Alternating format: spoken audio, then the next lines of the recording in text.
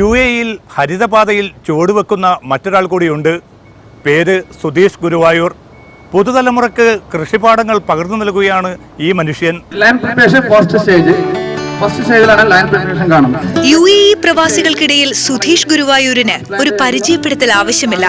1997 മുതൽ പ്രവാസിയായ സുധീഷിന് മണ്ണും പച്ചപ്പും അതിലൂടെ രൂപപ്പെടുന്ന സൗഹൃദങ്ങളും തന്നെയാണ് പ്രിയങ്കരം. നാടൻ കാർഷിക രീതികളെ പ്രവാസികൾക്ക് പരിചയപ്പെടുത്താൻ വർഷങ്ങളായി ഇയാൾ ശ്രമിച്ചുകൊണ്ടിരിക്കുന്നു.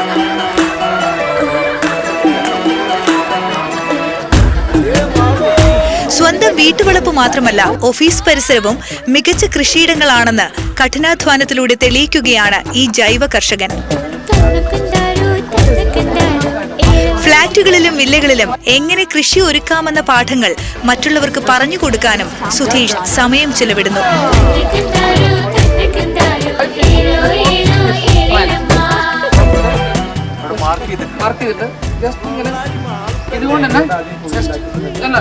ഇതിലൂടെ പല മുൻധാരണകളും തിരുത്തിക്കുറിക്കുക കൂടിയാണ് സുധീഷ്. മരുഭൂമിയിൽ നെല്ല് വിളയില്ല എന്ന വാദമുണ്ട്. അത് പൊളിച്ചടുക്കുന്നതിന്റെ ത്രില്ലിലാണ് ഇപ്പോൾ സുധീഷ്. നാടനുഭവങ്ങൾ ഒട്ടും തന്നെ ഇല്ലാതെ പോയ പ്രവാസി പുതുതലമുറയ്ക്ക് നെല്ലിന്റെ ലോകം പരിചയപ്പെടുത്തുകയാണ് സുധീഷ്. അതിനായി വീട്ടുവളപ്പിൽ ഞാറുനടിയിൽ ഉത്സവം തന്നെ ഒരുക്കിയിരിക്കുന്നു സുധീഷ്.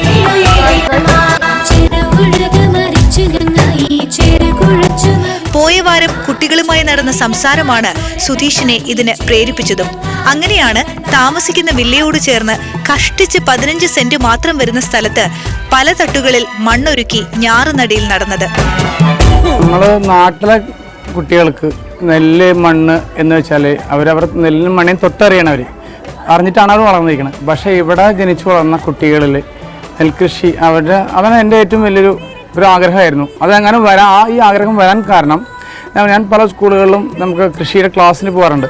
അങ്ങനെ ക്ലാസ്സിന് പോയപ്പോൾ ഒരു കുട്ടി ചോദിക്കുമായിരുന്നു, റൈസ് നിന്ന് പ്ലാന്റ് ഉണ്ടോയെന്ന് ചോദിച്ചിരുന്നു.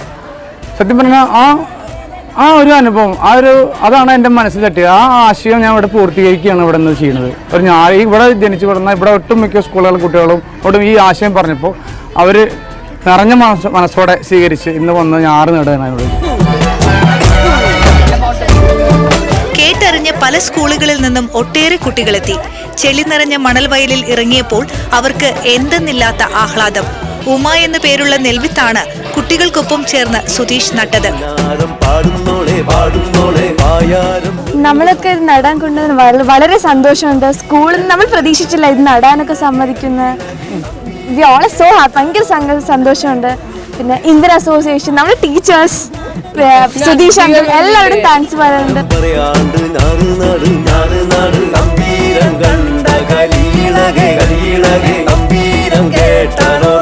പാഠത്തെക്കുറിച്ച് പറയുമ്പോഴും കൃഷി എങ്ങനെയാണ് എന്നതിനെ കുറിച്ച് പറയുമ്പോഴും ഈ കുട്ടികൾക്ക് ഒരു ഗ്രാഹ്യമില്ലായിരുന്നു എന്താണെന്നുള്ളത്. ഇപ്പോൾ അറ്റ്ലീസ്റ്റ് ഇത്രയും കുട്ടികൾക്കെങ്കിലും എന്താണ് കൃഷിയെന്നും അതെങ്ങനെയാ ചെയ്യേണ്ടതെന്നും ഒരു നല്ലൊരു പാഠമാണ് അവർക്ക്.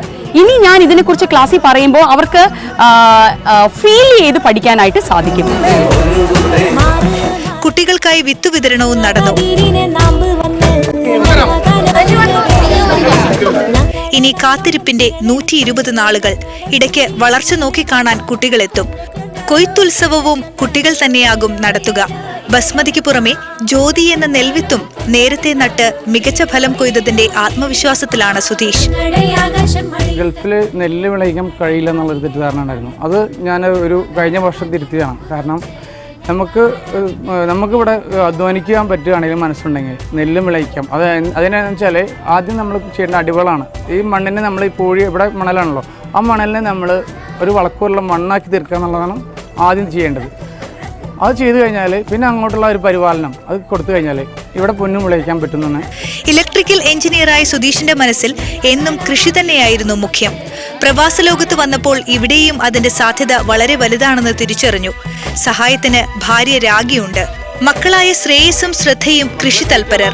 ദുബൈ സർക്കാരിന് കീഴിൽ ഫാം മാനേജറായി ജോലി ചെയ്യുന്ന സുധീഷിന് അറബികളിൽ നിന്ന് ലഭിക്കുന്നത് നിറഞ്ഞ പിന്തുണ. കൃഷി തലയ്ക്ക് പിടിച്ചതോടെ ഷാർജയിൽ താമസിക്കുന്ന വീട്ടുവളപ്പിൽ പച്ചക്കറി വിളയിക്കാനായിരുന്നു ആദ്യ ശ്രമം. ഇന്നും അത് തുടരുന്നു.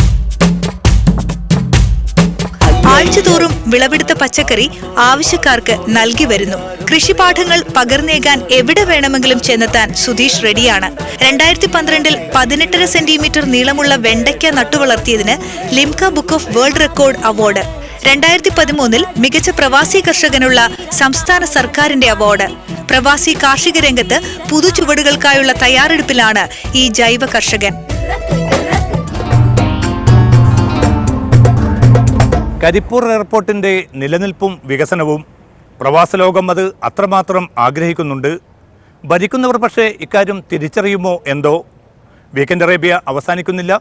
ഈ എപ്പിസോഡിനെ കുറിച്ച് നിങ്ങളുടെ അഭിപ്രായങ്ങൾ, വിലയിരുത്തൽ, വിമർശനങ്ങൾ ഞങ്ങൾക്ക് പ്രധാനമാണ്. വീക്കെൻഡ് അറേബ്യയുടെ മുൻ എപ്പിസോഡുകൾക്ക് ഞങ്ങളുടെ വെബ്സൈറ്റ് സന്ദർശിക്കുക, media1tv.in. തൽക്കാലം വിട. അടുത്ത വാരാന്ത്യത്തിൽ വീണ്ടും.